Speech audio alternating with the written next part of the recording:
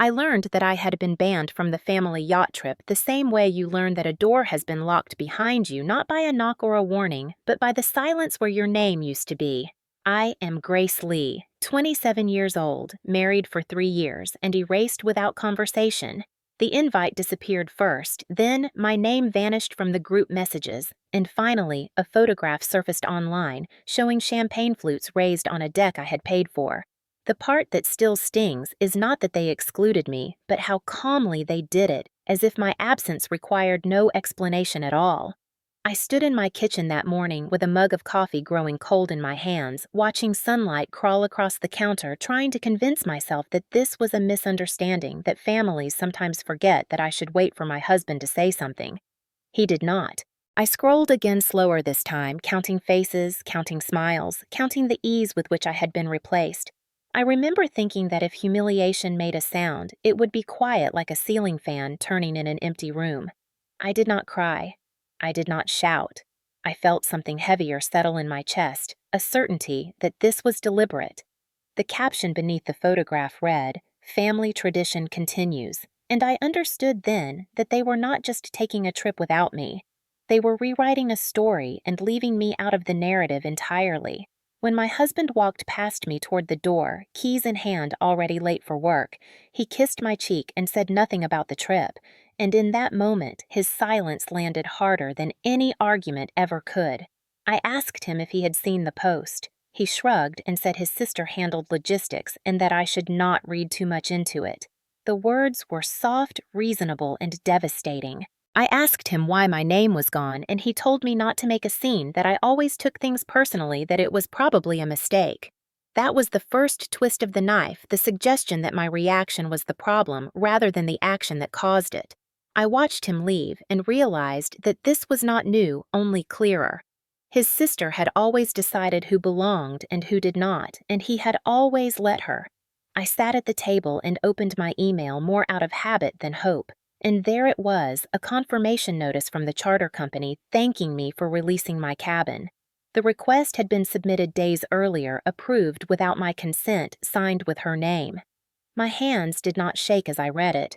I felt a calm that surprised me, the kind that arrives when confusion finally gives way to truth. They had not forgotten me. They had removed me. I printed the email and laid it flat on the table, smoothing the paper as if it might wrinkle under the weight of what it meant.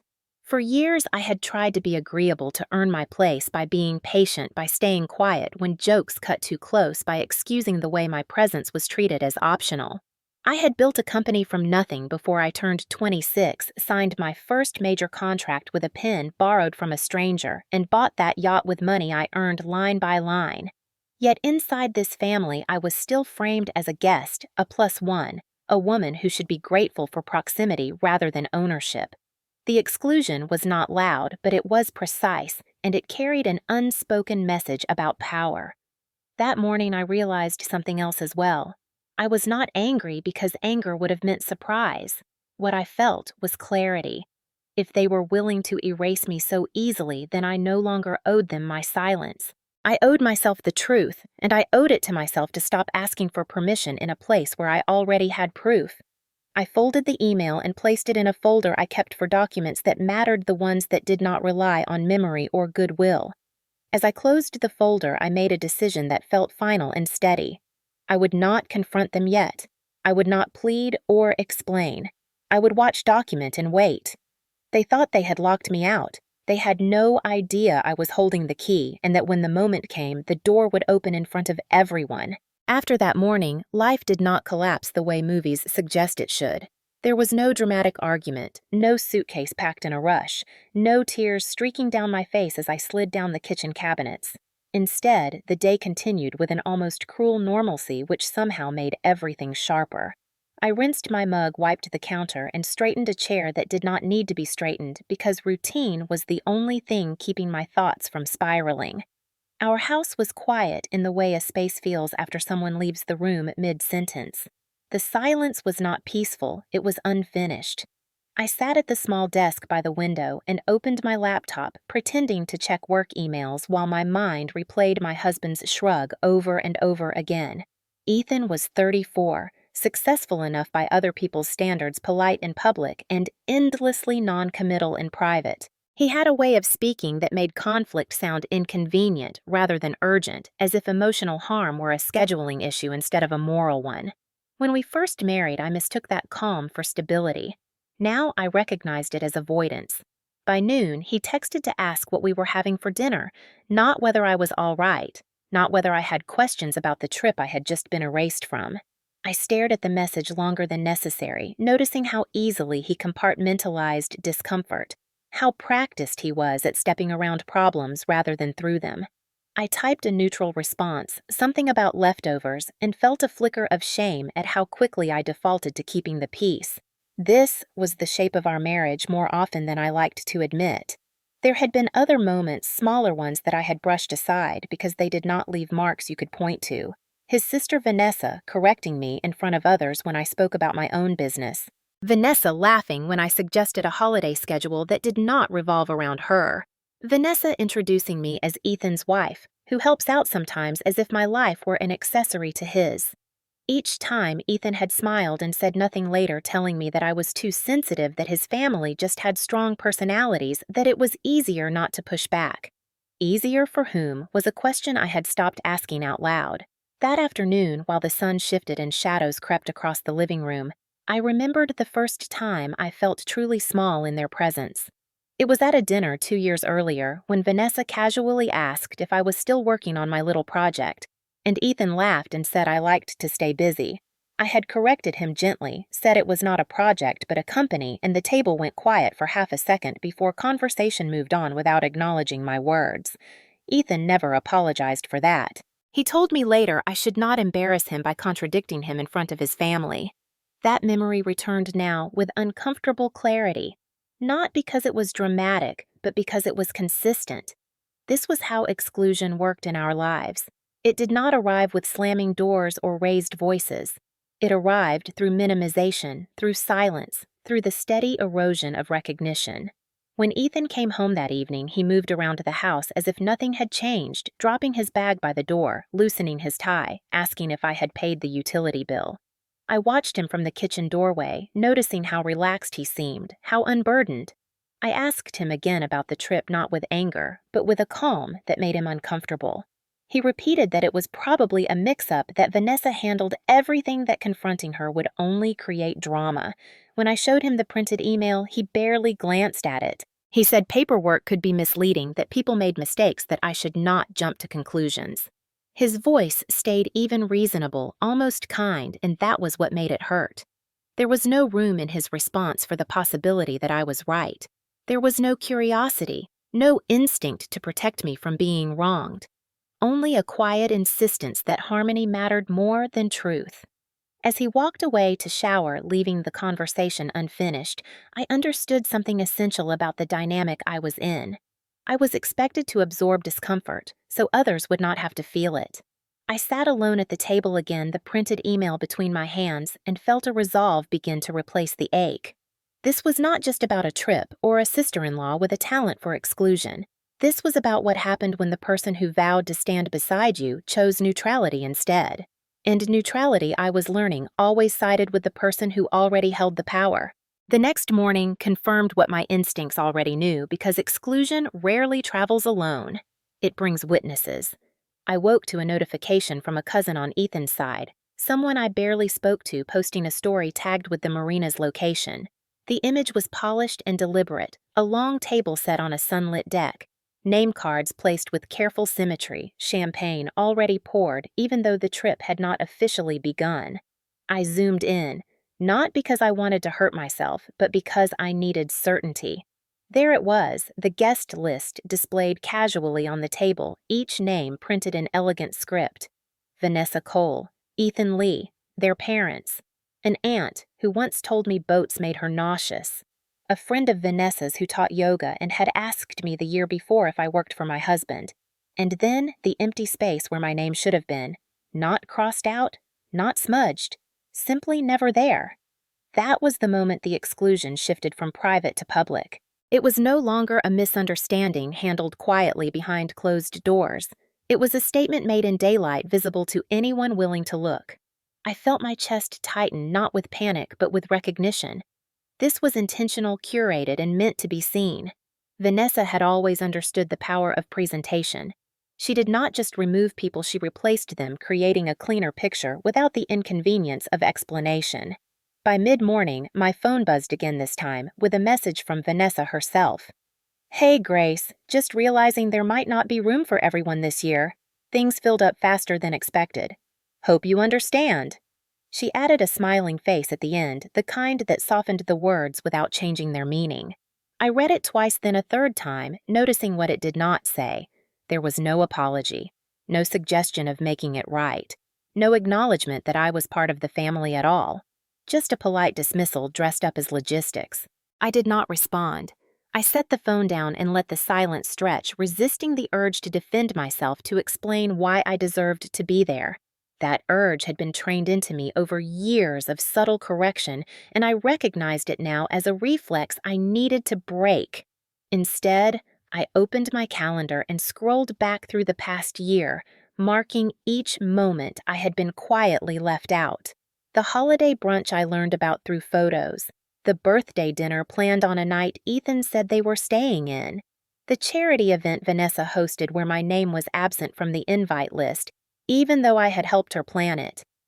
Each omission alone could be excused. Together they formed a pattern that was impossible to ignore. In the afternoon, Ethan called from work, his tone light, as if checking in out of obligation rather than concern. He said Vanessa mentioned the trip again and that it sounded like things were just tight this year. I asked him if he had seen the guest list photo. He paused, then said he did not think it was a big deal, that Vanessa liked to keep control over details, that I should not read malice into everything. The word everything caught my attention. It suggested this was not the first time he had minimized something that mattered to me. I told him I had proof the cabin had been canceled days earlier. He sighed, the sound of a man inconvenienced by a problem he did not want to solve. He said families were complicated, that confronting his sister would only escalate things, that I needed to trust him to handle it. Handle it had become another word for delay.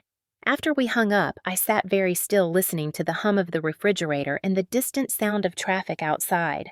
I realized then that Vanessa was not just excluding me. She was testing how far she could go without resistance. And Ethan, by refusing to challenge her, was answering that question for her. The humiliation I felt was sharp, but beneath it was something steadier taking shape.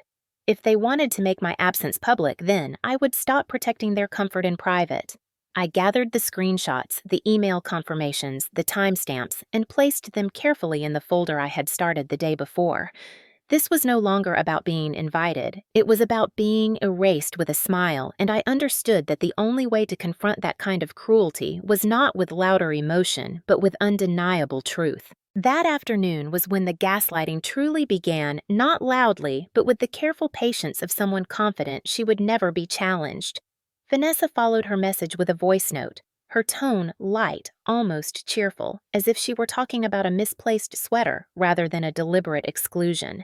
She said she felt terrible about the confusion, that the charter company must have misunderstood instructions, that these things happened all the time when dealing with family trips. She laughed softly at the end, a sound meant to disarm, and told me she hoped I was not upset, because that would just break her heart. I listened to the message twice, then once more, not because I doubted what I heard, but because I wanted to understand the strategy behind it. She never said she was wrong. She never said she would fix it. She framed the situation as unfortunate, external, and emotionally burdensome for her, positioning herself as both organizer and victim. It was a familiar pattern, one I had seen play out in smaller ways for years. When someone questioned her, she responded with wounded innocence, forcing them to comfort her instead of holding her accountable. I felt the pull of it even now, the instinct to reassure her, to say it was fine, to absorb the discomfort, so things could return to normal. That instinct was powerful, and recognizing it frightened me more than her message ever could. I forwarded the voice note to myself and labeled the file with the date and time. Then I sat back and tried to remember the first time I had been made to feel unreasonable for reacting to something that hurt. It came back to me in fragments. Vanessa once joking that I was sensitive when I asked her not to comment on my appearance in front of others. Ethan telling me his sister did not mean anything by it, that I should lighten up. His mother suggesting I was misinterpreting a remark because I did not grow up around their family dynamic. Each time the conclusion was the same. The problem was not the behavior, it was my perception of it. That is how gaslighting works. It does not deny reality outright. It nudges you into doubting your own ability to read it. By early evening, Ethan came home carrying takeout and a smile that did not quite reach his eyes. He said Vanessa had called him, that she was stressed and overwhelmed, that planning trips was harder than it looked. He told me she felt attacked and that he hoped I would not make things worse by pressing the issue. Worse was his favorite word whenever I asked him to choose a side. I asked him calmly why my cabin had been canceled days before any supposed confusion. He rubbed his forehead and said I was focusing on details that did not matter. That sentence landed harder than anything else he said. Details were the only things that mattered because details were where the truth lived. He told me families needed flexibility, that I should be patient, that Vanessa was doing her best. I asked him whether he believed she would have removed his name the same way. He did not answer. Instead, he told me I was being unfair and that my tone was accusatory. In that moment, I saw the shift clearly. The conversation had moved from what she did to how I reacted. My feelings had become the problem to manage. I stood there listening to him speak and realized that this was not an argument I could win by being reasonable, because reason was not what he was asking for. He was asking for compliance. He wanted me to accept an explanation that contradicted the evidence in front of me, so he would not have to confront his sister or examine his own silence. When I finally stopped him and said I needed space, he looked surprised, as if that option had never occurred to him. I went into the bedroom and closed the door, something I rarely did, and sat on the edge of the bed with my phone in my hands. I read Vanessa's message again, then the email from the charter company, then the screenshot of the guest list. The contrast was undeniable. One version was polished and soothing. The other was factual and cold. I understood then that gaslighting only works when you do not keep records. Memory can be argued with. Documents cannot. I took a deep breath and felt the confusion that had been hovering at the edges of my thoughts finally lift. In its place was a quiet certainty. They were not mistaken. They were lying carefully, and they expected me to help them do it by doubting myself. I would not. I added the voice note transcript to my folder, labeling it clearly, and closed it with intention. I was done asking whether my feelings were justified. The question no longer mattered. What mattered was that I could now see the shape of the manipulation clearly, and once you see it, you cannot unsee it. That night was when the situation crossed from quiet cruelty into something darker, something that carried weight and consequence beyond hurt feelings. Ethan did not raise his voice at first. He never did. He waited until after dinner, until the dishes were stacked and the television murmured in the background, until the moment felt small enough to dismiss later if necessary. He asked me why I was still upset. The word "still" was deliberate. It implied that my reaction had an expiration date, that my pain was an inconvenience lingering past its usefulness. I told him calmly that I was not upset anymore, that I was paying attention. He frowned at that as if attention itself were a provocation. He said I was overthinking things again, that his sister had a lot on her plate, that I did not understand how his family worked. When I said I understood very well, that was when his tone shifted. He accused me of trying to create conflict, of always looking for reasons to feel excluded. He said I made things tense, that my presence made his sister uncomfortable, and that perhaps this break from the trip was for the best. The words landed slowly one after another, each one erasing a little more ground beneath my feet. I asked him if he heard himself. He told me not to twist his words. I told him I was not twisting anything, I was repeating them. That was when he stood up abruptly, chair scraping against the floor, a sharp sound that cut through the room. He said I needed to drop it, that I was acting irrational, that if I kept pushing, I would regret it. He did not say how. He did not need to.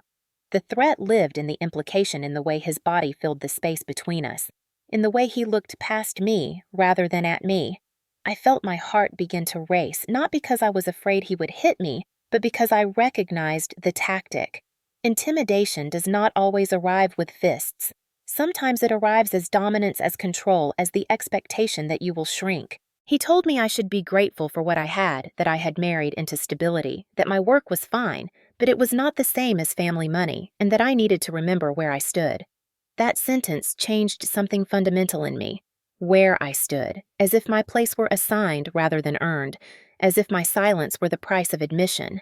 I told him to step back. He scoffed and said I was being dramatic. Then he did something small and revealing. He picked up my phone from the counter and placed it face down on the table. "We do not need distractions right now," he said. That was when I understood that this was not just emotional neglect. It was control. He was used to managing situations by minimizing them, by deciding when conversations started and when they ended, by framing my responses as excessive so he would never have to address the cause. I took my phone back without raising my voice and told him he did not get to decide what I needed. His jaw tightened. He said if I kept digging into this nonsense, it would affect our finances, that joint decisions required trust, and that trust was fragile. The implication was clear. Money was leverage. He reminded me that some accounts were under his management, that big decisions required consensus, that I should think carefully before escalating things with his family. There it was. The line he had never crossed before, now spoken aloud. I felt a cold clarity wash over me, the kind that arrives when fear is replaced by understanding. This was not about peace. It was about power. He wanted me quiet because my silence made his life easier. I told him I was going to bed. He followed me down the hall, continuing to talk, telling me I was blowing things out of proportion, telling me I would ruin our marriage over something trivial. I turned and looked at him, then really looked and saw not a partner trying to protect harmony, but a man protecting his position. I closed the bedroom door between us and locked it, something I had never done before. My hands were steady as I sat on the bed, listening to his footsteps retreat, listening to the house settle into uneasy stillness. I did not cry. I felt resolved. The fear I had felt earlier transformed into something else entirely. A recognition that whatever came next, I could not go back to pretending this was normal. This was how abusive dynamics often lived, not in visible bruises, but in threats disguised as concern and control, disguised as calm. I opened my folder again and added a new note writing down everything he had said, the time, the wording, the shift in his behavior. Documentation was no longer just strategy. It was protection. As I turned off the light, one thought anchored itself firmly in my mind. If this was how he behaved when I questioned exclusion, then the truth I was uncovering threatened more than a trip. It threatened the balance of control he relied on, and that meant the next move mattered more than ever. The truth was that none of this had started with the yacht, and once I allowed myself to see that memories I had carefully filed away began to surface with unsettling clarity. Vanessa Cole had never liked me, not in the loud, obvious way that would have been easier to confront, but in the measured, evaluative way of someone deciding whether another person deserved space in her world. I remembered the first holiday I spent with Ethan's family when Vanessa asked where I was from and nodded politely before remarking that I did not sound like I came from money. Everyone laughed as if it were a harmless observation. Ethan squeezed my hand under the table, a silent request not to react. Later, he told me she was just curious, that she did not mean anything by it. That phrase followed me through the years like a refrain. She did not mean anything by it. At family gatherings, Vanessa positioned herself as the center of gravity, organizing schedules, assigning seats, narrating events as if she were the authority on who mattered and why. She decided which stories were retold and which were quietly dropped. When I spoke about my work, she redirected the conversation toward Ethan's job or their parents' investments. When I mentioned a milestone I was proud of, she responded with a compliment that minimized it, calling my success impressive for my age, as if achievement were an exception rather than the rule. Each interaction left me slightly off balance, questioning whether I was imagining the slight or simply failing to fit in. That uncertainty was the point.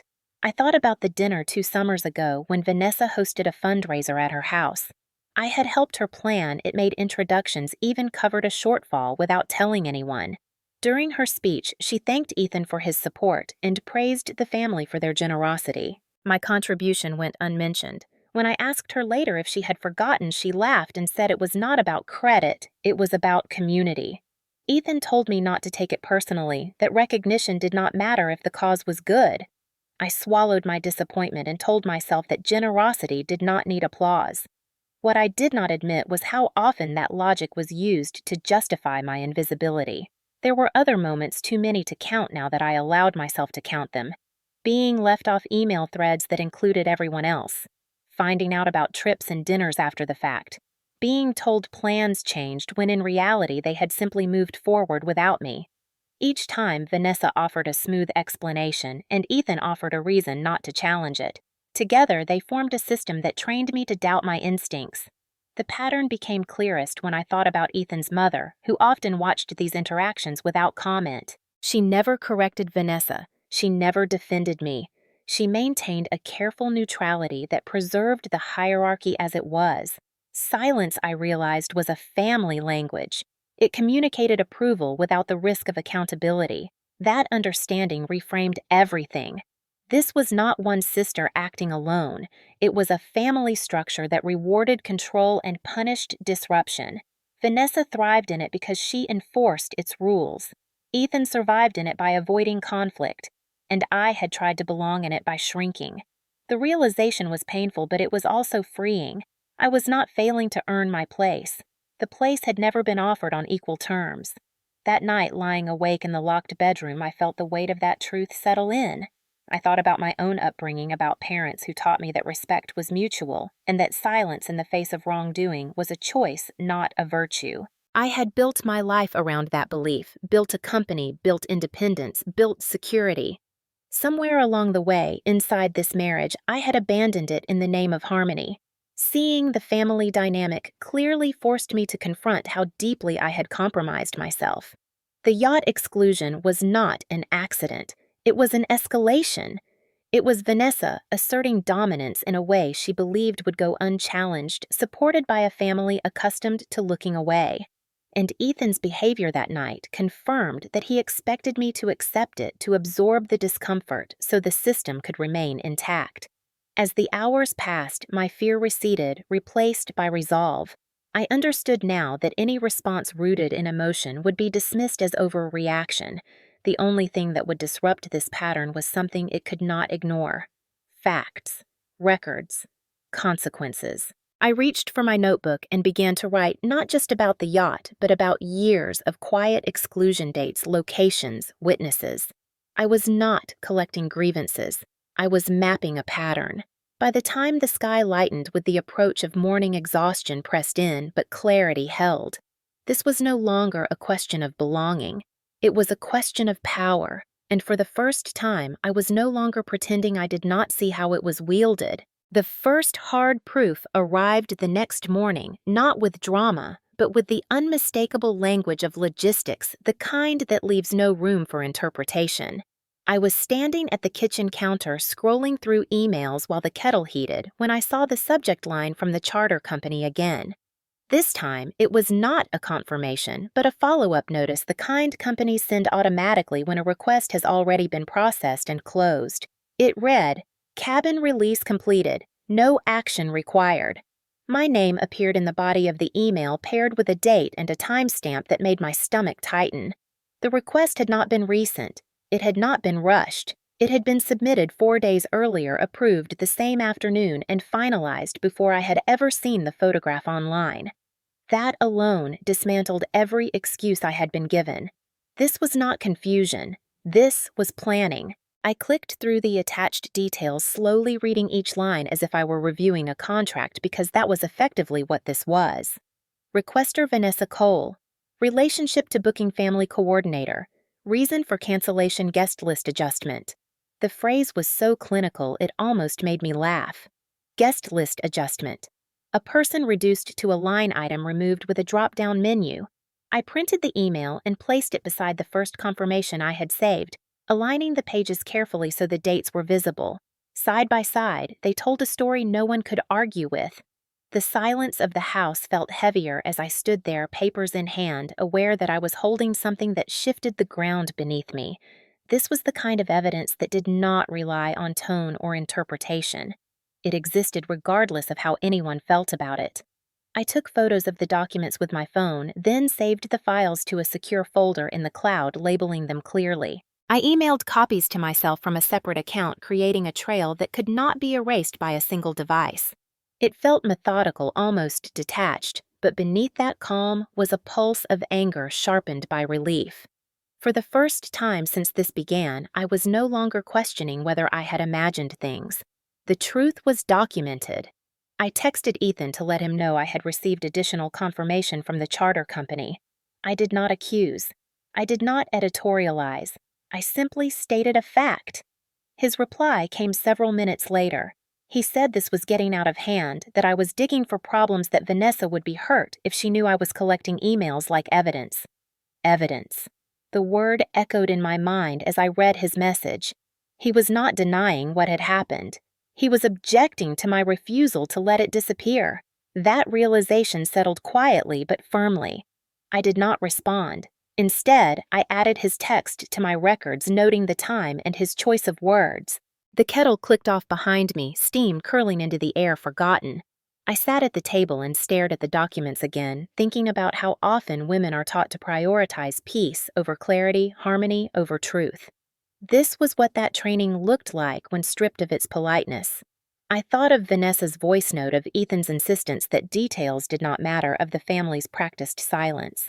All of it depended on one thing: my willingness to let the moment pass. I folded the papers and slid them into the folder with care, not as a symbolic gesture, but as a practical one. These were records now, not emotions. As I closed the folder, I felt something shift inside me, a subtle but decisive movement away from uncertainty and toward action. I was no longer reacting. I was preparing. If they believed they could remove me quietly, they were mistaken. Quiet did not mean powerless. It meant deliberate.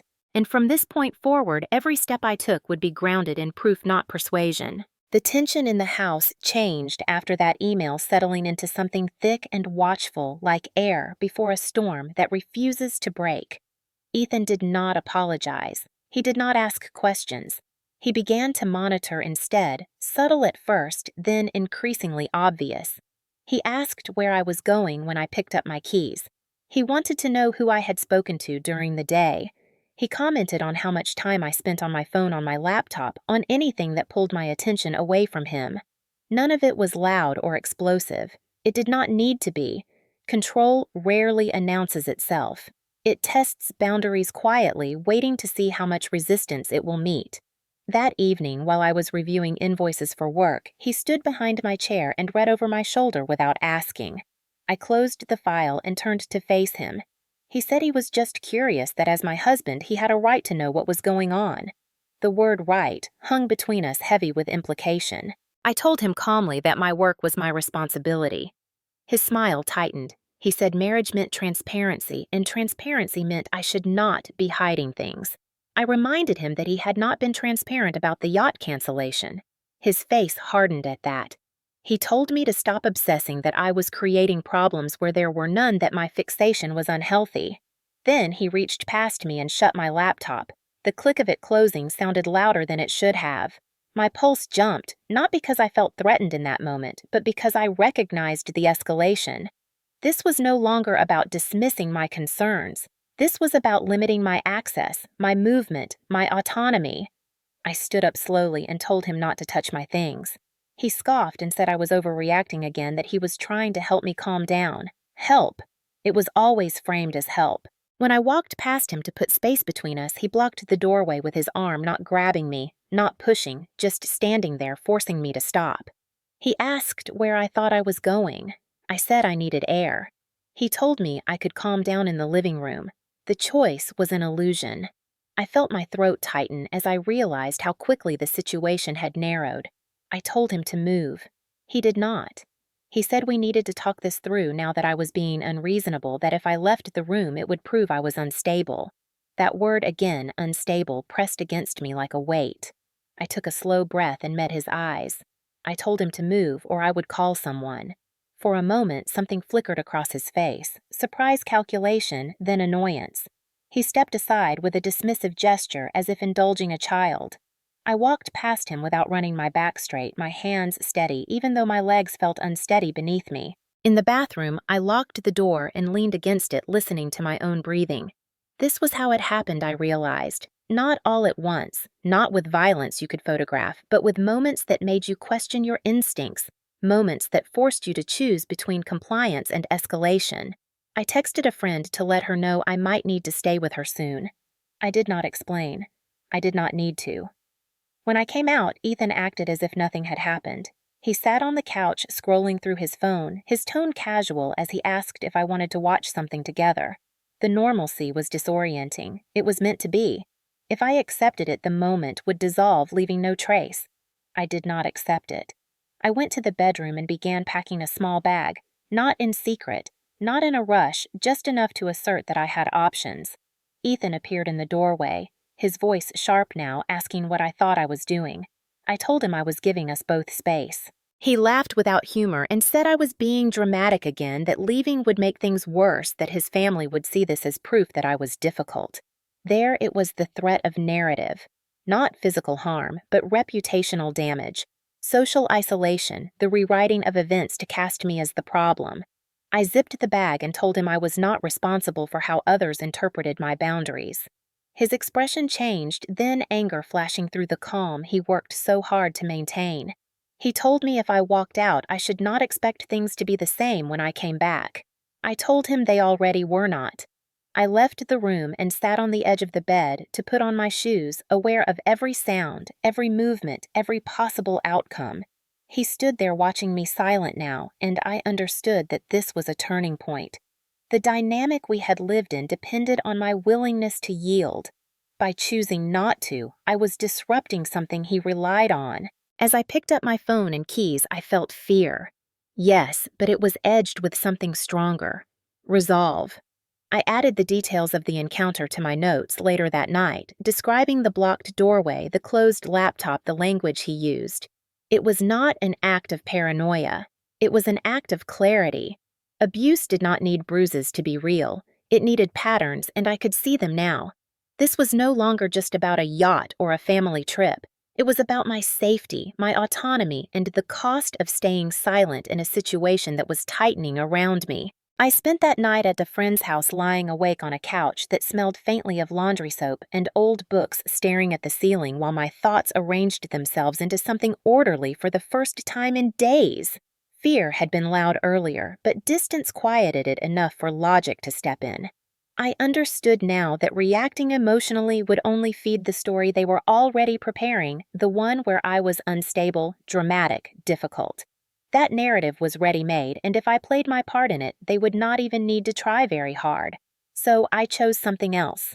I chose strategy. Before sunrise, while the house was still dark and my friend slept down the hall, I opened my laptop and created a document titled Timeline. I did not write how I felt. I wrote what happened. Dates, times, names, words used. I listed the yacht cancellation, the email confirmations, Vanessa's voice note, Ethan's responses, the blocked doorway, the closed laptop. I wrote in neutral language, the kind that could stand up to scrutiny. When I finished, I read it back to myself and felt a steadiness settle in my chest. This was not a story anymore. It was a record. I backed it up in 3 places and then closed the file. I did not check my phone until mid-morning. There were several messages from Ethan, their tone swinging between concern and irritation, asking where I was, telling me we needed to talk, warning me not to make decisions while emotional. I did not reply. Silence, I realized, could be a tool when used intentionally.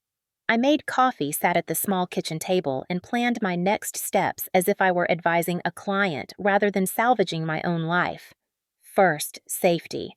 I would not be alone with Ethan until I had clarity and support. Second, independence. I reviewed my accounts confirmed, which were solely in my name, and noted where changes would be required. Third, verification. I needed to understand exactly what I legally owned and under what conditions those rights could be asserted. The yacht was central not because of its value alone, but because of what it represented. It was the asset they were most invested in, controlling the symbol they were most determined to keep me away from. That meant it was also the lever they least expected me to pull. I scheduled a consultation with an attorney recommended by a colleague, someone known for precision rather than theatrics. I did not tell Ethan. I did not tell anyone in his family. I understood now that information was currency, and I had spent too much of it trying to be transparent with people who did not return the courtesy. By the time the sun was fully up, my phone buzzed with a message from Vanessa. She said she was worried about me, that Ethan mentioned I had left that family disagreements could get blown out of proportion, and that she hoped I would not let stress damage relationships that mattered. The message was careful, sympathetic, and strategic. It framed my departure as instability and positioned her as concerned mediator. I did not respond. I added the message to my records and noted the timing. It arrived after the cancellation was finalized, after Ethan had confronted me after I had left. It was not concern. It was containment. I closed my eyes and took a long breath, feeling the clarity sharpen rather than dull. The mistake they were making was assuming that my quiet meant indecision. In truth, it meant preparation. I had spent years building things from the ground up, learning how to read contracts, how to anticipate resistance, how to move deliberately when stakes were high. Those skills did not disappear because the battlefield had shifted to my marriage and my in-laws. They applied even more now. I packed my bag with intention, choosing documents over clothing, chargers over cosmetics, evidence over comfort. When I left my friend's house later that morning, I did not feel triumphant or vengeful. I felt focused. I was done asking whether I belonged. The question had changed. It was no longer about whether they would include me. It was about when they would realize that exclusion had consequences and that the version of me willing to absorb harm for the sake of peace was no longer available. The story I had avoided telling myself for years finally demanded space the moment I sat alone with my attorney's intake form open on my screen. It asked simple questions about assets, ownership, and income, but answering them forced me to confront a truth I had minimized out of loyalty and fear. I had built my company before I turned 26, not with inherited money or family connections, but with contracts I negotiated myself and nights I spent sleeping on office couches when cash flow tightened. I remembered my first major client meeting, the way the room went quiet when I introduced myself and stated my terms without apology, the way one man smiled as if indulging a child and then changed his expression when I refused to budge. That was how I learned that calm could be more disarming than force. Over 4 years, I scaled the business carefully, reinvesting profits, turning down flashy shortcuts, choosing stability over spectacle. When the numbers finally crossed a threshold that felt unreal, I did not celebrate publicly. I did not announce anything. I bought the yacht, quietly signing papers with a steady hand, viewing it as a symbol of earned independence rather than luxury. It mattered to me that no one could claim it had been given to me. I paid the down payment from my personal account. I handled the inspections. I chose the name. Somewhere in the process, I made a decision that would later become the fulcrum of everything unfolding now. At the advice of an accountant recommended by Ethan's family, I added Ethan's name to the ownership structure, not as a controlling partner, but as a co-owner for tax efficiency and estate planning. It was framed as practical neutral, beneficial to both of us. I remember signing the addendum without hesitation, trusting that marriage meant shared interests, that legal formality did not alter moral reality. That trust felt naive now, not because I believed marriage should be adversarial, but because I had underestimated how easily paperwork could be used to rewrite a narrative. Once Ethan's name appeared on the documents, the yacht slowly transformed in family conversation. It became something Ethan had, something their family shared, something Vanessa referred to as part of their legacy. I noticed the shift the first time she raised a glass and thanked her brother for providing such a beautiful space for family tradition. I corrected her lightly afterward, reminding her that it was mine as well. She smiled and said, "Of course," but the language never changed again. Over time, I stopped correcting it. I told myself it was not worth the friction, that recognition mattered less than peace. Sitting there now, rereading my own words on the intake form, I understood how costly that decision had been. Silence had allowed others to speak for me. I pulled up the original purchase agreement and read it closely, line by line, something I had not done since the day I signed it. The structure was more nuanced than I remembered. My contribution was listed first. My account funded the transaction. Ethan's inclusion was conditional, tied to marital status and conduct clauses I had barely glanced at because they seemed theoretical at the time. One clause in particular caught my attention, its language precise and unmistakable. In the event of material exclusion or interference with use by a co-owner, sole control could revert to the contributing party pending review. My pulse quickened not with excitement, but with recognition. This was not a loophole. It was a safeguard I had unknowingly built into my own future. I requested a full copy of the finalized documents from the brokerage and flagged the clause for my attorney's review. As I waited, I thought about how often women are encouraged to downplay their authority to preserve relationships, how competence is recast as intimidation, how silence is mistaken for consent. I had allowed my role to be softened until it fit comfortably into someone else's story. The yacht was never just an asset. It was proof of my capacity to build and own something without permission. That was why Vanessa wanted control over it, why Ethan bristled when I asserted boundaries, why the family framed my presence as optional. Control of the symbol meant control of the narrative. When the email arrived with the full documentation attached, I felt the final piece slide into place. The ownership clause was real, it was enforceable, and it required nothing from me but clarity and timing. I did not feel triumphant. I felt steady. This was not about winning. It was about refusing to be erased by paperwork I had once trusted others to interpret for me. I closed my laptop and sat back, letting the weight of what I now knew settle in. They believed the contract protected them. They believed my quiet meant compliance. They were wrong on both counts. For the first time since this began, I understood exactly where I stood, not emotionally, but legally, and that knowledge changed everything. Understanding the clause did not bring me relief so much as accountability, because it forced me to acknowledge the role I played in creating the situation now unfolding. I had not been careless, but I had been generous in a way that assumed good faith would always be returned. Adding Ethan's name to the contract had felt like a gesture of unity at the time, a way of signaling that I believed in us as a team. What I had not considered was how quickly a team becomes a hierarchy when power dynamics go unexamined. After the yacht purchase, small comments began to surface that I dismissed too easily. Ethan referring to it as ours in conversations where I was not present. Vanessa calling it a family asset at dinners, saying things like, "It is so nice when success stays in the bloodline." Each remark landed lightly enough to ignore, but together they reshaped the story. I remembered the first time I objected directly. We were driving home from a weekend visit, and Vanessa had thanked Ethan for hosting such a generous trip. I corrected her, reminding her that the yacht was mine as well. Ethan had laughed and said it was semantics, that everyone knew what she meant. Semantics became another way to erase ownership. Over time, the way they spoke about the yacht hardened into assumption. It was no longer something I had built. It was something I had married into. Sitting with that realization now was uncomfortable but necessary. I had allowed the narrative to drift because pushing back felt petty, because I did not want to seem territorial or difficult. In doing so, I had underestimated how narrative shapes entitlement. When people believe something belongs to them long enough, they stop asking permission. That is how Vanessa could cancel my cabin without hesitation, how Ethan could justify it as logistics, how the family could accept my absence without question. They were operating inside a story where I was an accessory, not an authority. The clause in the contract exposed the fragility of that story. It was written in plain language, unambiguous, triggered by actions that interfered with my access and use. Cancellation of my cabin qualified. Removal from the manifest qualified. Framing the yacht as a family asset while excluding me qualified. The law did not care about intentions or feelings. It cared about conduct.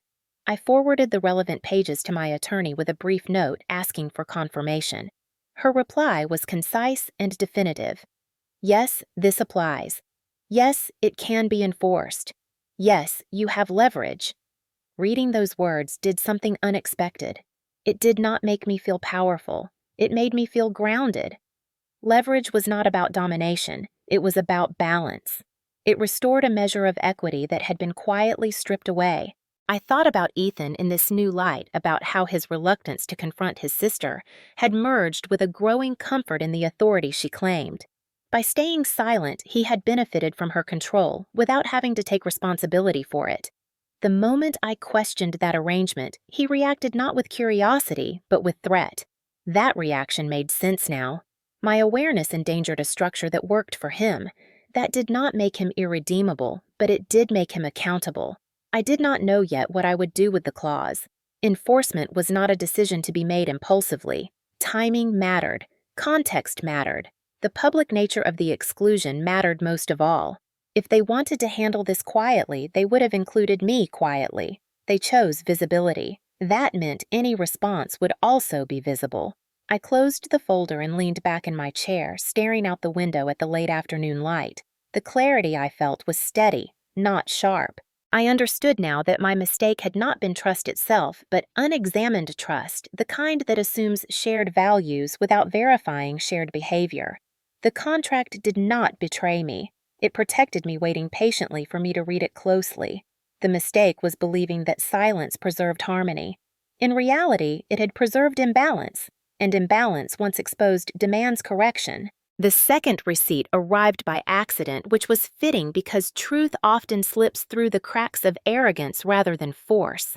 I was reviewing documents at a quiet cafe when an unfamiliar email address appeared in my inbox with no subject line, just a forwarded thread and a brief note that read, "I think this was meant for someone else." The sender was a former assistant of Vanessa's, a woman I recognized from past events. Polite, efficient, and always positioned just close enough to hear things she was never meant to repeat. My pulse stayed steady as I opened the attachment. Inside was a chain of messages between Vanessa and a private consultant, dates clearly visible tone, unguarded in the way people become when they believe an audience is controlled. Vanessa wrote that the yacht situation needed to be handled cleanly, that optics mattered, and that it was important Grace not be present for this trip. She referred to me by first name, only stripped of title, stripped of relation, and then came the line that settled everything. She is not blood, and she should not be treated like ownership. Reading it felt like stepping into cold water, shocking but clarifying. This was not exclusion disguised as oversight. This was intent. She continued explaining that once patterns were established, people accepted them, and that if I missed one trip quietly, future adjustments would be easier. Easier. The word echoed with the casual cruelty of someone confident in their leverage. The consultant replied with a caution about documentation and suggested minimizing written records.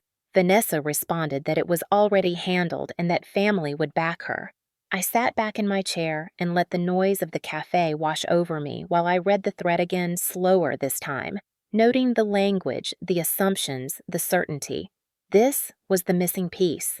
Not just what happened, but why. The narrative they were building was deliberate, strategic, and rooted in a belief that my role was conditional. I saved the email, downloaded the attachments, and forwarded copies to my attorney with a single sentence asking for assessment. Her response came within the hour. This establishes intent. Preserve it. The weight of that statement was significant. Intent transformed a personal dispute into something measurable. It stripped away plausible deniability and exposed motive. I thought about Ethan in this context, about how often he had told me Vanessa meant well, that I was misreading things. This thread proved otherwise. Whether he knew the specifics or not, he had benefited from her actions and defended them reflexively. That did not absolve him. It implicated him. I considered calling him, then confronting him with the evidence demanding answers. The impulse passed quickly. Confrontation would give him time to prepare, to coordinate, to minimize. Strategy required restraint. I returned home later that afternoon and found Ethan already there, moving through the house with forced normalcy, asking if I wanted dinner, commenting on the weather. I watched him for a moment, seeing him now with clearer eyes. This was a man accustomed to smooth surfaces, to problems being absorbed by someone else. I did not disrupt that comfort yet. I went to the bedroom and added the new receipt to my folder, labeling it, carefully noting dates, participants, and key language.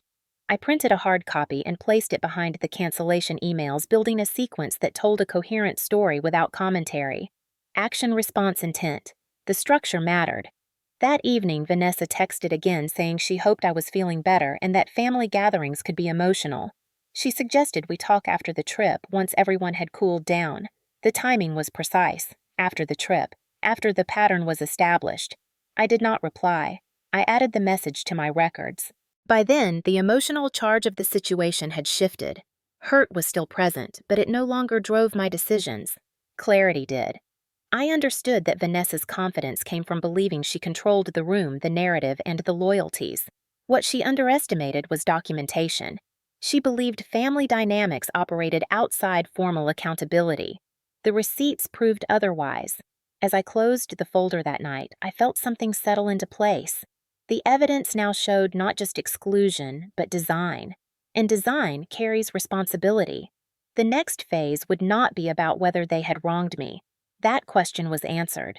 It would be about how and when the truth would be revealed and what consequences would follow once it was. The moment that crystallized everything did not come from another email or document, but from a voice carried confidently through someone else's microphone. I was folding laundry when a notification popped up from a lifestyle podcast Vanessa often appeared on, one I had listened to before out of a misplaced sense of obligation. I did not intend to press play. Curiosity did it for me, the quiet kind that wants confirmation more than comfort. Vanessa's voice filled the room warm and assured, talking about tradition, about the importance of family continuity, about how certain assets anchor a legacy when they stay within the bloodline. She spoke as if she were reading from a script she had rehearsed for years, pausing for effect, smiling through phrases that sounded generous while drawing sharp lines beneath them. Then she mentioned the yacht. She called it a symbol of their family's story, a place where generations connected, where values were passed down. She thanked her brother for making it possible and praised the family for preserving something meaningful.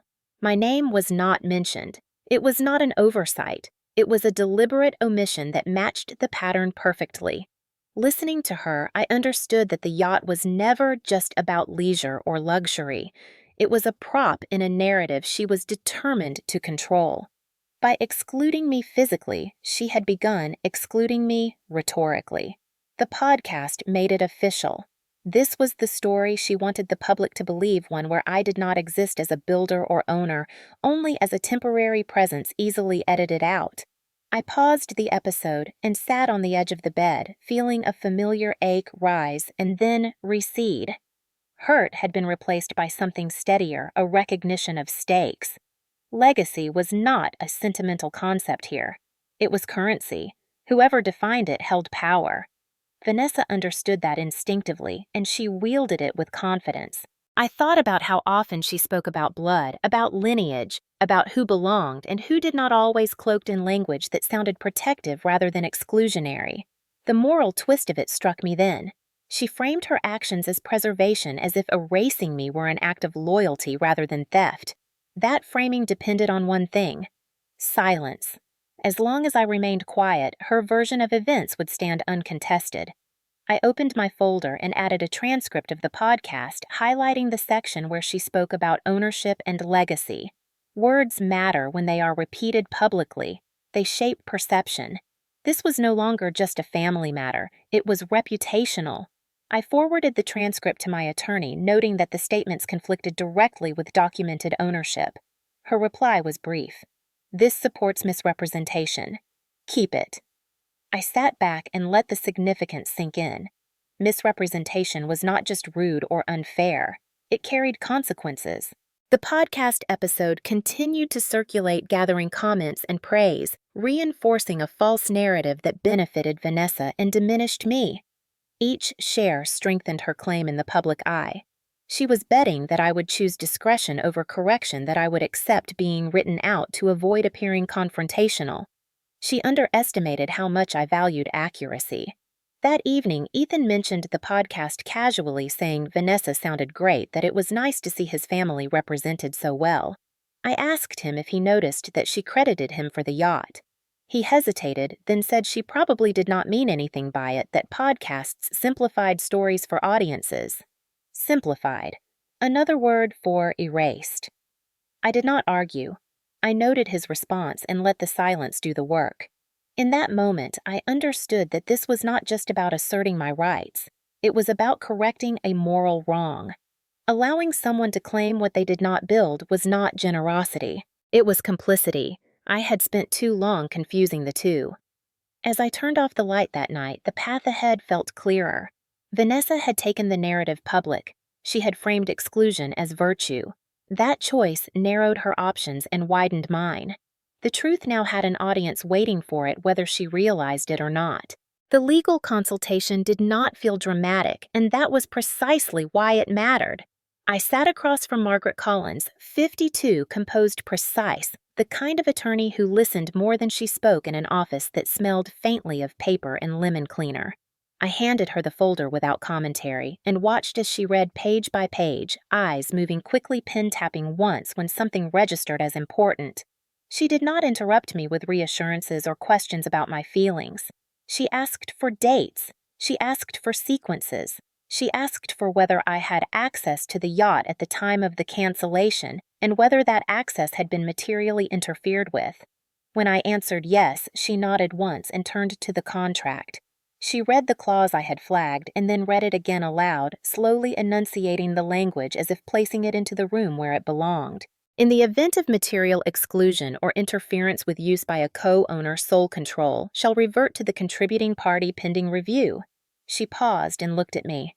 "This is not ambiguous," she said. "It is specific. It anticipates exactly this scenario." I felt my shoulders lower an inch.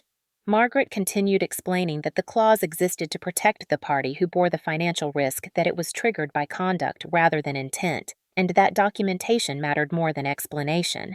She asked whether the cancellation had been initiated by someone other than me. I said yes. She asked whether my husband had opposed it. I said no. She asked whether the exclusion had been repeated publicly. I said yes and handed her the podcast transcript. She underlined a sentence and said, "This compounds it. Misrepresentation paired with interference strengthens enforcement." The language was clinical, but the effect was profound. What had felt like a personal betrayal was being translated into enforceable reality. Margaret outlined options without pushing me toward any single outcome. We could send notice privately. We could assert control quietly through the marina. We could wait and assert publicly if circumstances warranted. Timing, she emphasized, would determine impact. If the other side believed the trip would proceed without me asserting control at the point of departure, would create clarity that could not be undone or reframed. I asked her whether doing so would escalate matters. She smiled faintly and said escalation had already occurred. They just expected you to absorb it.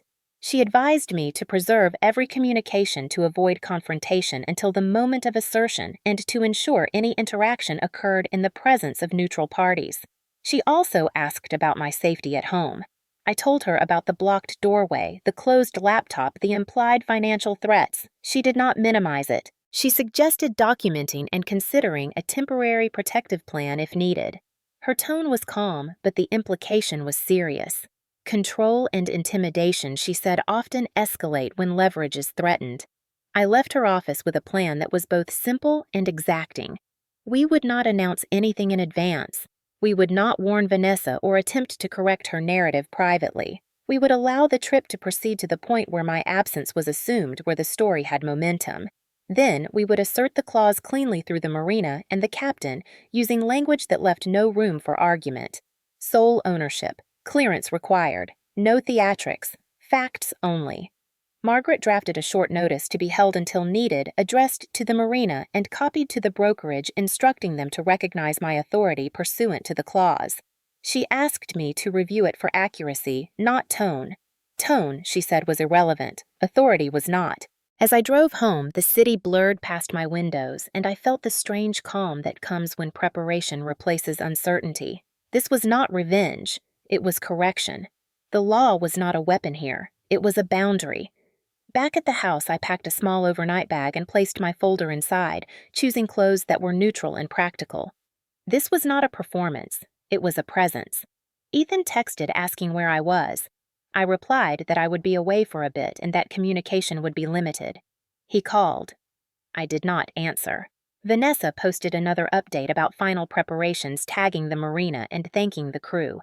I watched without reacting. The clarity Margaret had given me made patience easier. Every assumption they made about my absence was an investment in a lie that would soon be called. That night, I slept deeply for the first time in weeks. In the morning, I confirmed logistics with Margaret in the marina using concise language and written confirmation. The captain replied, acknowledging my authority and noting that clearance would be requested before departure as standard procedure. Standard. The word mattered. It meant the process was routine, not personal. As I closed my laptop, I understood that the next move would not be loud. It would be procedural. And procedure, once initiated, does not bend for ego. The point of no return arrived disguised as celebration delivered through a screen while I stood at a quiet counter stirring coffee that had already gone lukewarm. Vanessa went live just after noon, her phone angled perfectly to catch the light. The marina behind her arranged like a postcard. She spoke with practiced ease about gratitude, about tradition, about how important it was to protect what mattered most. She thanked the crew by name, thanked the sponsors who had commented hearts and clapping hands, thanked her family for showing up early. She did not mention me. She did not have to. The absence was the message. She said they were keeping things simple this year. Blood only. No distractions, just legacy and love. The words landed with the confidence of someone who believed the room belonged to her. I watched without blinking, noting the timing, the phrasing, the audience numbers ticking upward. Comments poured in praising her values, her leadership, her devotion to family. Each comment reinforced the lie. Each share invested more people in a version of events that excluded me entirely. I felt the familiar pull to intervene, to correct the record before it calcified. I did not. This was exactly what Margaret had warned me about. Let the assumption settle. Let the belief harden. The clearer the lie, the cleaner the correction. Vanessa smiled into the camera and said, departure would be tomorrow morning, that the captain was finalizing details, that everything was set. Everything was not set. That was the truth she did not know yet. When the live ended, my phone buzzed with a message from Ethan. He said Vanessa was upset that I had not responded to her, that people were asking questions about why I was not there, that my silence was making things awkward. Awkward was another word for inconvenient. I replied once calmly, saying I was aware of the schedule and that logistics were being handled. He asked what that meant. I did not explain. Explanations invite negotiation. Facts do not. I forwarded the live recording to Margaret and noted the statements about blood and departure. She replied with a single sentence confirming it strengthened our position. The afternoon passed slowly, deliberately. I checked in with the marina by email to reconfirm that clearance would be requested from me prior to departure. They responded promptly, acknowledging standard procedure and confirming my status as sole decision authority pending review. Pending review was fine. Authority in the moment was all that mattered. I packed my bag carefully, documents first, then clothing that would not draw attention. I chose a simple dress, flat shoes, no jewelry beyond my ring. This was not about spectacle. It was about presence. As evening approached, Ethan called again. His voice was tight, controlled. He said Vanessa felt attacked, that the family was confused by my behavior, that leaving things unresolved before a public event was irresponsible. He asked me to please just talk to her, to smooth things over so the trip could proceed without drama. Drama was his word for accountability. I told him there would be no conversation tonight. I told him he would understand soon. He accused me of planning something, of blindsiding him. I told him the blindsiding had already happened and that I was done absorbing it. He hung up without saying goodbye. I sat in the quiet afterward, noticing how still I felt. Not numb, not angry, just resolved. The live stream had done what it was meant to do. It had drawn a clear moral line and dared anyone to cross it. By framing exclusion as virtue, Vanessa had made her position public and rigid. That rigidity would not survive contact with reality. Late that night, I received one more message from Vanessa, cheerful and clipped, reminding me that family events could be emotional and suggesting we reset after the trip. After the trip, the phrase repeated like a chorus. I did not respond. I added the message to my records and closed the folder. I slept deeply, knowing the next morning would not be about confrontation, but procedure. The lie had been broadcast. The stage had been set. And at dawn, when the captain asked for clearance, the truth would enter the room without raising its voice. I arrived at the marina just after sunrise, the air cool enough to sharpen every sound, every movement, every thought. The The water lay flat and metallic, reflecting a sky still undecided about color. I parked a short distance away and walked the rest, the wheels of my small suitcase clicking softly against the pavement, a sound that felt deliberate rather than rushed. I was not early by accident. I wanted to arrive before assumptions turned into momentum. From a distance, I saw the yacht first clean lines, polished railings, the name I had chosen, etched into the stern in lettering I recognized instantly. For a moment, a familiar ache stirred, not regret but memory, the quiet pride I had felt the day I signed for it, the calm certainty that it was mine. As I drew closer, I saw them gathering near the dock, coffee cups in hand, laughter rising and falling in practiced bursts. Vanessa stood at the center, directing movement with small gestures, confident and unchallenged. Ethan lingered nearby, not beside her, not beside me, occupying the safe perimeter of someone who hoped not to be noticed choosing. I slowed my pace and adjusted my grip on the suitcase handle, reminding myself to breathe evenly. This was not an entrance. It was an arrival. Vanessa noticed me first. I saw it in the way her smile paused, the way her posture stiffened before she smoothed it away. For a fraction of a second, confusion crossed her face, followed quickly by irritation masked as concern. She took a step toward me and asked too brightly what I was doing there. I told her I was boarding. She laughed softly as if indulging a misunderstanding and said the guest list was finalized. I nodded and said I was aware. Around us, conversations faltered, eyes flicked between us, curiosity sharpening the air.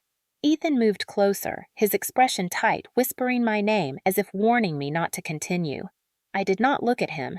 I handed my identification to the dock attendant without comment and waited. The attendant glanced at the screen, then at me, then back at the screen, his expression shifting from neutral to attentive. He excused himself and walked toward the captain, speaking in low tones. Vanessa's confidence did not falter yet. She told a nearby cousin that things were under control, that there had been a mix-up, that she would handle it. The word handle landed differently now, heavy with overuse. I stood quietly, hands resting on the suitcase, feeling the steadiness of the moment settle in. The captain approached with a tablet in hand, his demeanor professional, his voice even. He addressed me by name and asked for clearance before departure. The words were formal routine and devastating to the assumptions hanging in the air. Vanessa interrupted, insisting there must be an error, that she coordinated everything. The captain nodded once and said clearance required authorization from the sole owner. The phrase moved through the group like a sudden temperature change. Sole owner. Ethan's head snapped toward me, his face draining of color, confusion giving way to disbelief. Vanessa's mouth opened, then closed, as if the language itself had betrayed her. I did not speak. I did not need to. The captain turned the tablet toward me and asked for confirmation. I confirmed calmly, using my full name, my voice steady enough to carry. The dock fell silent. Someone behind us dropped a cup, the sound sharp and incongruous. Vanessa protested her words, tumbling over one another, claiming misunderstanding family agreements tradition. The captain listened without expression and repeated that authorization rested with me. I met his eyes and said proceed. He nodded and signaled to the crew.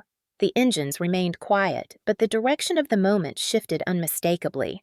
Ethan stood frozen, his mouth slightly open, as if waiting for someone to explain what he had missed. I looked at him then, not with anger, but with clarity. This was the consequence of silence. The assumption that things would continue as they always had. Around us, the group began to murmur confusion, replacing certainty whispers threading through the space Vanessa had once controlled. I lifted my suitcase and stepped onto the ramp without looking back, the deck solid beneath my feet, the early light catching on polished wood. The captain greeted me again, this time with the respectful neutrality reserved for authority, and asked if I wished to depart on schedule. I said yes. Behind me, the lie they had built began to collapse under the weight of procedure, not spectacle. And I felt a calm settle over me that had nothing to do with victory and everything to do with reclaiming ground I had never truly lost. The silence that followed my confirmation was not empty. It was weighted, the kind that presses on ears and forces people to hear their own thoughts. The captain-weighted tablet held steady eyes on me, rather than on the cluster of objections forming behind him. I took a breath and felt the moment lock into place. This was the point Margaret had described where assumption met procedure and lost.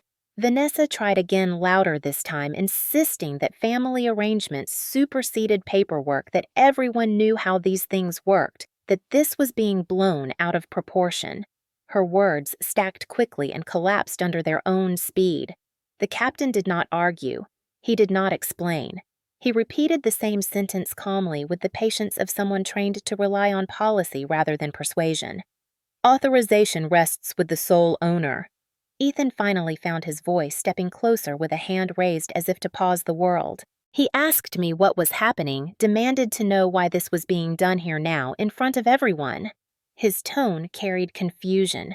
First, then panic, then something like anger. I answered him with the same calm I had used all morning. I told him the contract had been triggered by my exclusion and that control had reverted to me. I said the words clearly, without accusation, without flourish, because clarity does not need decoration. He shook his head, repeating that this could not be right, that no one had told him that this was not how families handled things. I said families had already handled it, and this was how contracts did. Vanessa scoffed, calling it a technicality, a loophole, something cold and unnecessary. I corrected her gently. I said it was a safeguard, and it existed for situations exactly like this. The dock attendant cleared his throat, the sound cutting through the argument like a small bell. The captain asked again if I wished to proceed. I said yes. That single syllable carried farther than any speech could have. Crew members began, their checks lines were adjusted, radios crackled. The machinery of departure moved forward with practiced ease, indifferent to the drama unfolding beside it. Vanessa stepped closer, lowering her voice as if intimacy could restore control.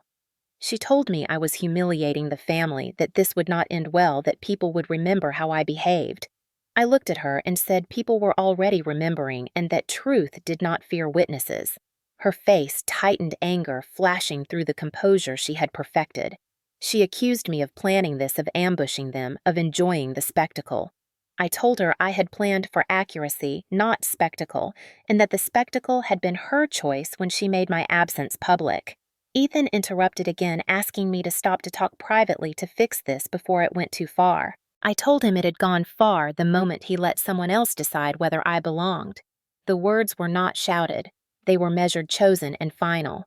Around us, the group fractured into murmurs and sidelong glances. A cousin stepped back, as if distance might protect him from implication. An aunt avoided eye contact entirely. Someone whispered my name with a question mark at the end. The captain approached once more and asked if I wished to adjust the manifest. I said I would review it on board. He nodded, satisfied, and turned away. That was when the truth landed fully. Not because I said anything else, but because the process continued without asking permission from anyone who had assumed it would. The engines began to hum low and steady, a vibration felt through the soles of my shoes. Vanessa stood very still, the realization settling across her features that this was no longer a misunderstanding she could smooth over later. This was a record.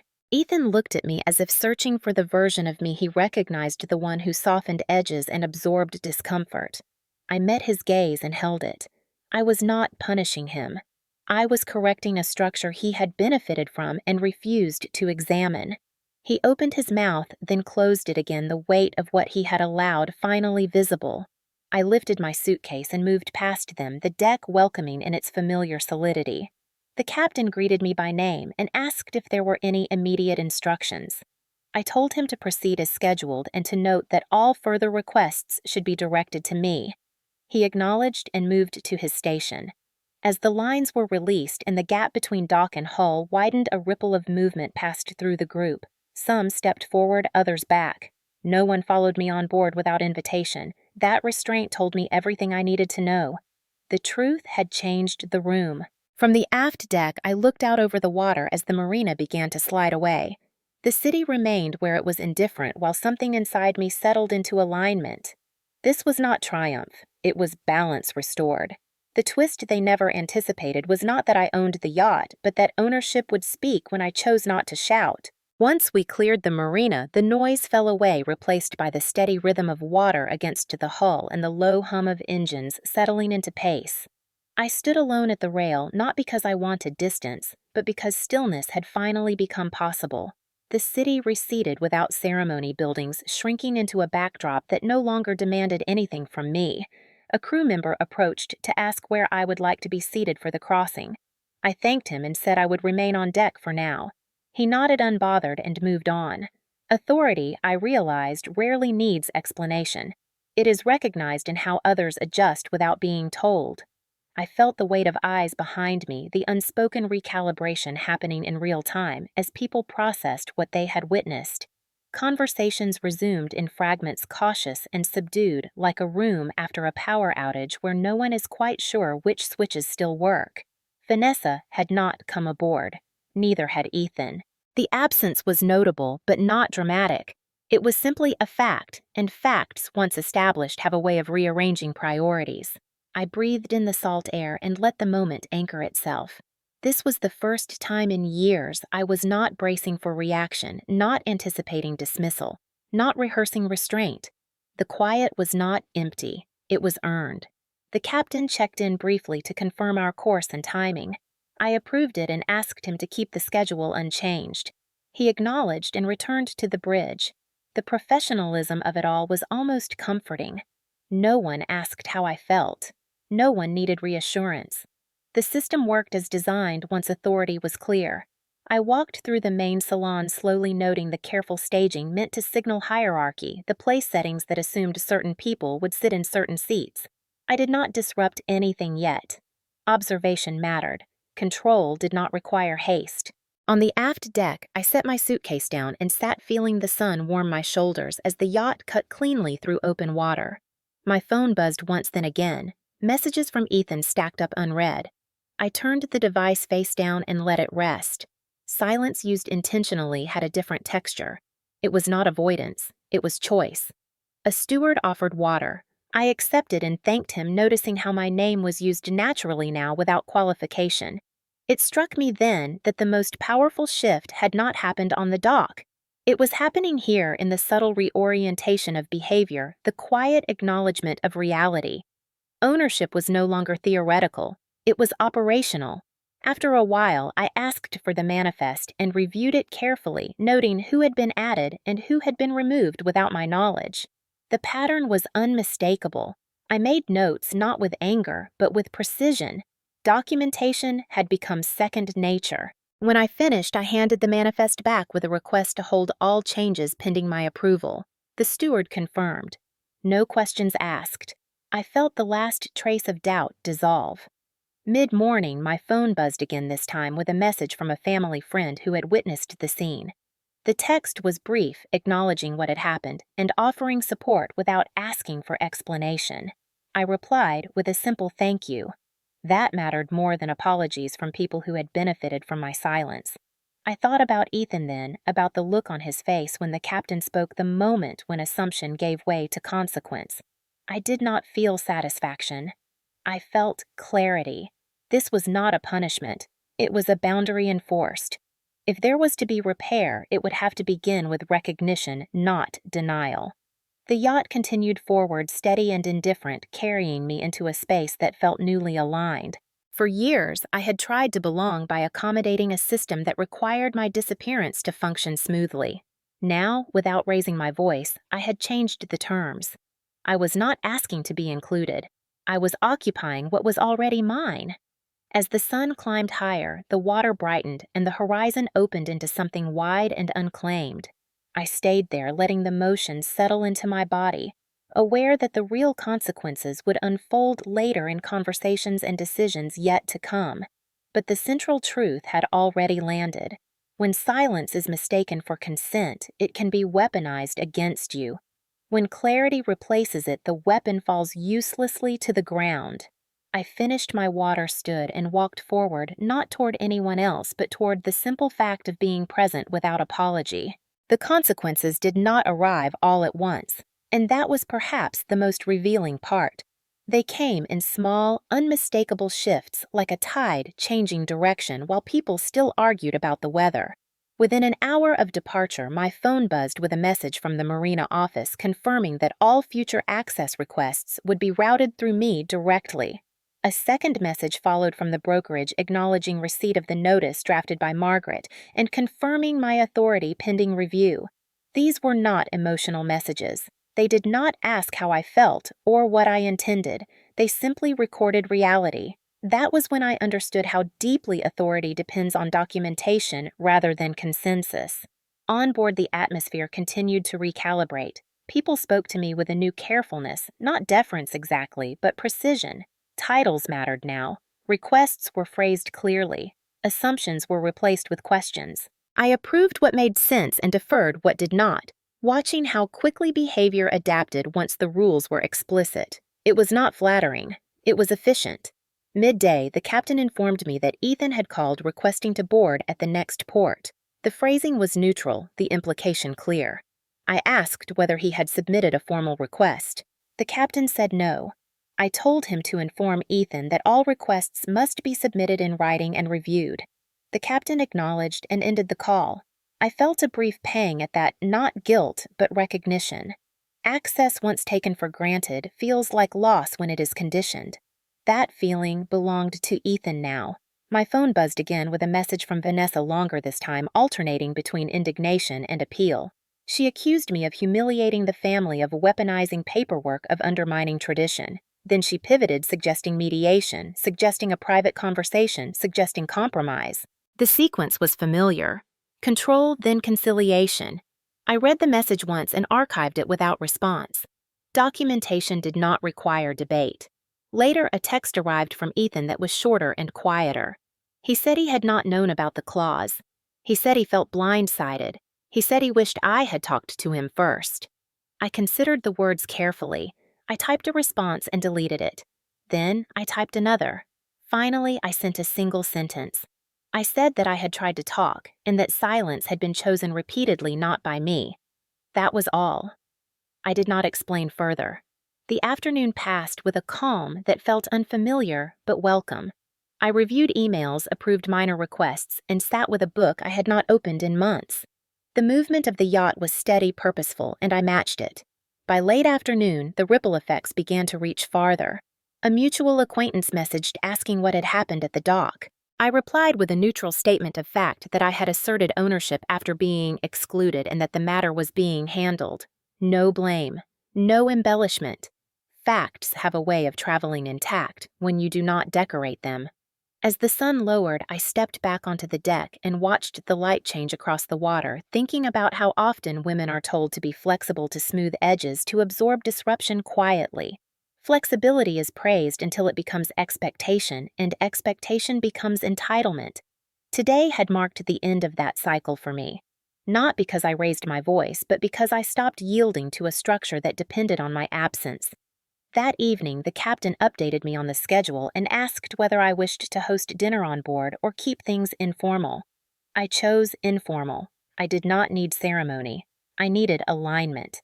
As dusk settled, the yacht moved into open water, and I felt a quiet satisfaction that had nothing to do with vindication. This was not about proving anyone wrong. It was about proving myself right, about honoring the instincts I had been trained to doubt.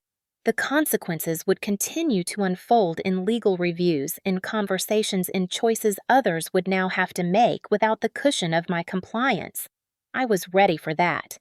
When night fell and the deck lights came on, casting soft reflections across the surface, I stayed outside a while longer, breathing evenly, grounded in the knowledge that ownership is not just a title. It is a responsibility to yourself first. And for the first time in a long while, I was meeting it without compromise. That night, with the engines carrying us steadily forward, I allowed myself to think beyond the immediate fallout and into what repair would actually require. Repair was not an apology delivered under pressure or a promise shaped by fear of loss. Repair meant acknowledgement of harm, ownership of choices, and a willingness to change behavior without conditions attached. Anything less would be performance. I sat at the small desk in the cabin and opened my notebook, the same one I had used to map timelines and patterns, and wrote a new heading: Boundaries Going Forward.